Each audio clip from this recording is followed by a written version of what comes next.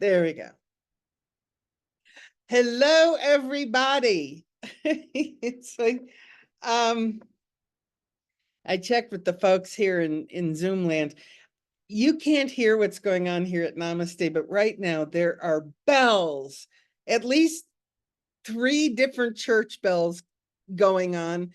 There is a band playing something down in the session area here, and it's like hugely distractive if I want it to be, but I'm not wanting it to be. I'm going to be here focused because I'm real excited about today.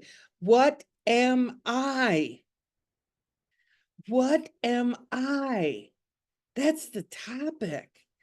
How great is this? And I'm not going to read the whole thing because you can read it. It's in the second part of the workbook lessons. They have those pages. But I am going to start with this prayer. That's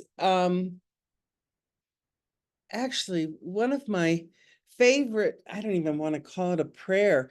It's a statement of what am I? So I am God's son, complete and healed and whole, shining in the reflection of his love. In me is his creation sanctified and guaranteed eternal life. In me is love perfected, fear impossible, and joy established without opposite.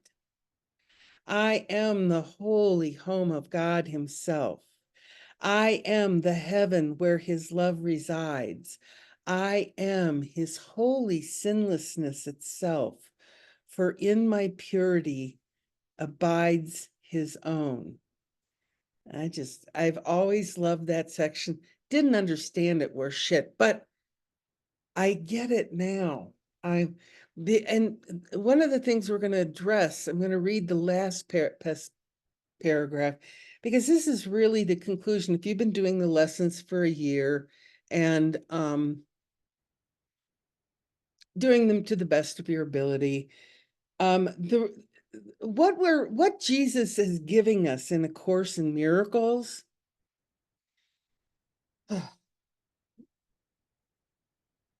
is consciousness, plain consciousness, no opinions, no decisions, no emotions, just pure consciousness. In fact, I use David Hoffmeister's Levels of Mind a lot because it triggers new thoughts all the time. And at the center of the levels of mind, he has desire. I think what I would actually put in there is I am. And it's I am pure consciousness without anything added. And this is where, A Course in Miracles, Jesus leaves us off. But actually, it's just the beginning. You see, I know, oh, and I'll be the first to say this over and over again. Man, I have been doing forgiveness, as my only focus for probably about 12 years. Okay. It's exhausting. It's been very difficult when I have not wanted to release my point of view. It has been emotional when I am committed to my point of view. Because pure consciousness doesn't have a point of view. Pure consciousness just is. It's as easy as breathing. Okay? And that's where we're getting to. That's where Jesus is leaving us off. So this is the last passage in A Course in Miracles of What Am I? We are the holy messengers of God who speak for him and carry his word to everyone whom he has sent to us. We learn that it is written on our hearts and thus our minds are changed. That's a miracle. Our minds are changed about the aim for which we came and which we seek to serve. We bring glad tidings to the Son of God, who thought he suffered. Now is he redeemed, and as he sees the gate of heaven stand open before him, he will enter in and disappear into the heart of God. I just love that. That's why we're doing this, folks. Really. This is why we're doing it. And that last paragraph, because see, getting clear, getting back to pure consciousness, it's a full-time job. It's a full-time job. That's all I can say. The thoughts, they come out of nowhere. And if we're not on top of it, they will loop throughout our lifetimes in this so-called reality. But you see, what we're really doing is, it's once we get to really having forgiven ourselves for all this amazing caca that we think, is the fact that we love ourselves. And this isn't a special kind of love, okay? We're going to talk a little bit about love because I want to go quantum. I really want to kind of wet our lips for what's next, which is living quantum, which is basically waking up from this dream and being conscious without words. All right? And the experience of that is love. And you see, ego has co-opted love, because we come in thinking, you know, we all want to find love. I know this, I want love. I want to find love. I want to find love. I want to find love. I want to be love. You know, I'll have babies. I'll get married. I found myself, oh, that wasn't the right soulmate. I need to find another soulmate. See, this is the ego's idea of love. And it's all special. So the kind of love I'm talking about is quantum. And I'm going to, I'm a scientist. I'm a hopeless scientist. And my heart lights up talking about quantum, because quantum physics is really the only true physics. And then, throughout history, our egos co-opted physics. So we've got Newtonian physics. Who invented that? Well, Newton, the apple tree and all that. That's not physics. That's an ego idea of what physics is. And it's so limited. Our ideas of love are so limited. And fortunately, I don't know. I don't need to put an opinion on it. It's like the reality is we have to get through our thinking process. And forgive and forgive and forgive and forgive and forgive. And then when we're exhausted, we forgive more and more and more. Oh. And all I can say after that commitment to stay with your mind and not get one thought away from God, or even better said, one thought away from love, we then start seeing a whole other world. And how this works, I'm going to go quantum on you here. I'm going to give you some quantum physics. At the center of all that is quantum, all that is consciousness. But this isn't like I am calico. No, that's an ego's idea, just like Newtonian physics is an ego idea. This is consciousness without anything added. And then when you're in that state, in that perfect center state, if you can see the levels of mind, and at the beginning where David has desire, put pure consciousness. And at that very center of the circle, then we can have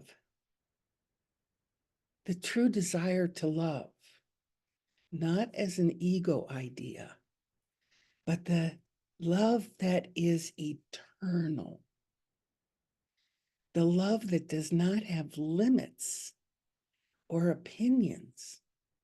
Because soon as love has opinions and limits and ideas of how it should go, it turns into an ego state. So the love I'm talking about at the center is this pure consciousness. And if you can see this, I got so excited this week because it really talks to me as the scientist and how this all happened. You know, that tiny mad idea? Well, we were all humming along as pure consciousness. We were just a loving thought in the mind of God. We were love, love, love, love. And then there was this idea, I want to experience something. I want to experience being in a family. I want to experience being a doctor, a lawyer, an Indian chief. I want to experience something. That's the separation that immediately separates us out from pure consciousness. And we're already into our ego minds. So in this body of quantum is the center is pure consciousness. And that's what A Course in Miracles takes us back to. Our pure consciousness with its only desire to love, really. And at that center,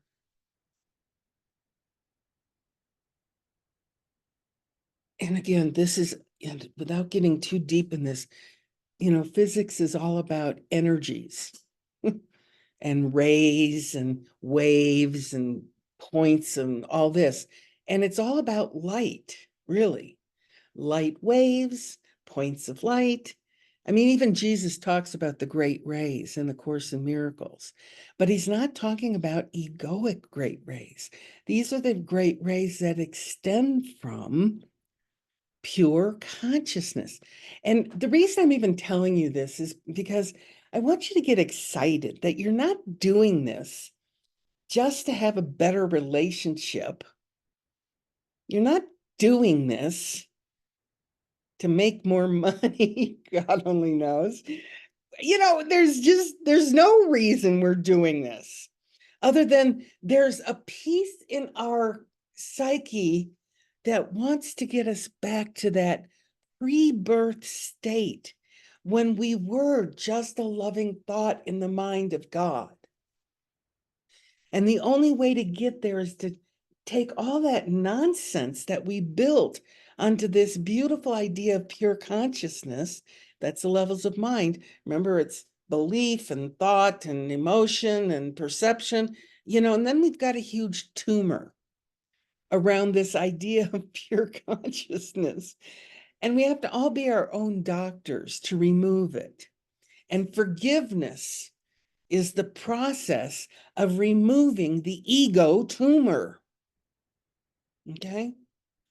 So once we get back to pure consciousness, then we can start extending light and love in its purest form without opinion or how I want it to look or how I want it to make me feel or any of that. All that is egoic.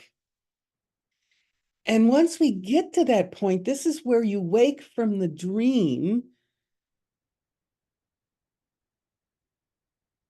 and you just are back in the state of pure consciousness. We're still here. but we're not being yanked around. The image I have is a bull with a ring through their nose, and we're yanking ourselves this way and then this way and up, down, and it's exhausting. So, and then to take the quantum a little bit further, because this is exciting for me. So just bear with me. This is my stuff. Okay, you've got this pure consciousness at the center of all of it. Time and space disappears. It no longer exists. And I know Jesus says this in many ways in a course, but I kid you not. What keeps time and space together is this concept of gravity. Okay, this is a pure physics term. Gravity holds things together. Now, the ego takes gravity in a whole different way and makes us absolutely crazy. That's what we're undoing. Ego brings us in, and then light is used from the ego's idea, and it lasers on what's wrong. I'm speaking from my own mind. Oh, that should be different. Ooh, that should be different. It's like a light laser pointing at things that aren't okay to my ego mind. But once you do all this forgiveness work, forgive, you get to the point that the light comes in, and rather than getting compressed, that the ego likes to compress everything. You know how it gets tiny and squeezed, and then you at some point you just have to scream. Then you feel better for about 2 seconds, then you have to scream again. Well, here it is. Okay, so we got pure consciousness and light and this desire to only love. And what happens, the light then actually turns into the great rays. Light expands. It doesn't contract, it expands. And that's all there is light. And this is the purest form of physics. And I mean, I was born at the right age for sure, because quantum physics used to be a pipe dream. Quantum physics was kind of a joke in the Newtonian scientists' world. Oh, right, quantum. Yeah. All right. Now, who it was, I mean, a lot of this is coming from, I'm doing so much reading, and this whole idea, like I'm sure other groups have done this, but the one that I am most familiar with is the Buddhist mindfulness. And that whole concept is to get us back to being pure consciousness. Okay. And then thankfully, Jesus gave us this book that gave us a fast track. We don't have to join a religion. We don't have to have the, secret handshake. We need none of that. All we need is none of that. What we need is just to be and have this desire to love. I mean, that'll keep you going, because if you have the desire for love, what you're going to be shown is where you don't love. And then you focus on that and you start forgiving it like crazy. Don't ignore it. God, I was talking to someone this week, and they were saying they couldn't be around someone. And I said, oh my God, that's your gift. And they didn't think it was. And all I can say is, if you have something that is bothering you, or someone who is bothering you, do the work with them. I mean, not with them, but with God.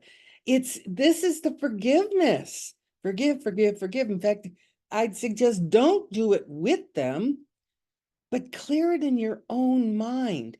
And if you have stuff looping around, like you do it one day, go, oh, good, I think I got that clear. And then, the next day, the same thought enters your mind. You're being asked to go deeper. There's more to unearth. The belief is bigger. And until that belief is excavated from this ego tumor called, in my case, calico, it's going to continue to generate bullshit, for lack of a better word. So keep forgiving until you get to the point. And it's so funny because not that I haven't stopped forgiving, because there's still things that do creep in that wiggle me. But what I've noticed is it's not nearly, when I first started, oh my God, I had journals and lists of things I felt like I needed to forgive, lists. And then as that got clearer and clearer and clearer, now my awareness, my pure consciousness is getting bigger and bigger and bigger. And so in that state, I can see that time means nothing. Time and space are irrelevant. Form is ridiculous. And it just keeps growing and growing. And it's coming from this pure conscious state, that center of the diagram, levels of mind. Because we've eradicated that tumor. We've digested that tumor. We've broken it down. So it's no longer giving us our being. If that makes sense. Okay, so my joke on myself is, and I tell this to other parents that want their children to go to college. I say, oh no, it's just going to give them that much more that they have to forgive. Because I spent a lot of money and a lot of years, got my doctorate. Okay, I'm a doctor now. Ooh, that's something. But I tell you, a lot of the forgiveness I've had to do is to forgive all of that, forgive all of science. And that's one of the beautiful things that I think I'm so excited about. I'm really coming into quantum now with a whole new understanding, not even that, a whole new experience of science. And it's not the science of this world. It's not the science that you go to school to learn. It's the science of really, truly experiencing myself in its precious state of love. And that's where this what am I? We are this precious, pure, ecstatic state of love. We're the great ray. We are the great ray. And we notice other great rays, and then great rays to get together. And it doesn't require words. It's just there's a joining that happens. I used to call it familiars. I'd meet someone and I just love them immediately, which is very unusual for me. I mean, it was unusual for me. I had such a judgment meter. It's like I'd meet someone, I'm already criticizing hair, whatever. And now it's like I can join with another that has cleared out enough of their nonsense, egoic nonsense, that we can recognize each other. We can see each other as the truth of who we are, not who we want ourselves to be or who we're trying to pretend to be or all of that. And so I just want to say that, yes, we finished part 2 of in the Course in Miracles of all the little pages. And we'll see where it goes. I mean, I could do a whole talk on quantum just because it is where my mind is right now. But I do want to do one on guidance. I want to talk a little bit about Lo Tang, the Tibetan Buddhist mind training. And we'll just kind of take it from there, wherever this goes. But for right now, I just want you to get forgiveness, this process of forgiveness and all that it brings up. And for me, it brought up everything: tears, anger, fear. It's all fear. But I mean, I'm not going to sugarcoat this. It takes something. It takes a lot. And it takes a commitment to me. My commitment isn't even to you. My commitment is to me. Because I want to be that state of pure consciousness. Always have been. I was in Zen meditation back when God, my mother, my poor mother, my poor father, they were hopeless religious people. And they had a daughter that wanted to cut the carpet out of part of their house and put into tatami mats. I was not the simplest of children. And all I can say is that desire, that Zen desire, when I was, I don't know, I was young, 7, 8, is still there. Only now I get the only one that's been in the way of me really experiencing that Zen state has been me. That's it. No one else. No one else to point fingers at. It's me. And, I had lunch with Suzanne this past week, and we talk about the same, we don't talk about the same things, but it always has some aspect of mind training to do with it. And, we really kind of brought it into the two primary pieces to really spend some time on is projection and level confusion. Those are the two critical pieces for mind training. Because if you don't have, I'm projecting everything, and if you don't have that mystical desire, oh, it's going to change. If I do this right, it'll change. You see, that's going to take you out of the game pretty damn quick. And you'll be lost in the ego land. And so all I can say is keep going with forgiveness. There is nothing else to do. It's why we're here. And then when you get to, and you can read this last section on what am I, it's about extending from this place of pure consciousness, which quite frankly, Jesus, are you listening? You could do a whole nother book on how to extend pure consciousness, because it's a whole nother way of being. It's like learning to speak a foreign language or, any language. And it's not something that I came in with a background with.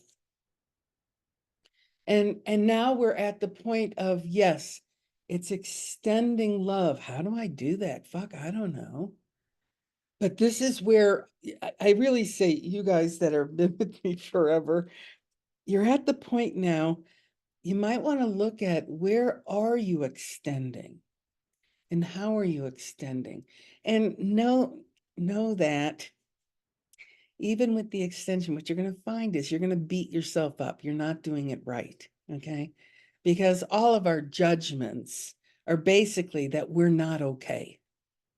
All our judgments, every single one of them, every single projection is a projection of, I'm not okay. So I'm going to put this on you. It'll make it easier for me to be with it, and I don't have to think about it again. All right. But as we clear that out and we become that pure loving state that we are, then we've got to learn how to, I feel like it's Harry Potter time, It's like, wow, how do you, throw this out there so people can get it? and it's tricky. That's all I can say. It's tricky.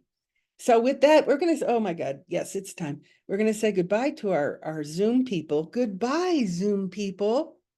And we're going to have our own little session here.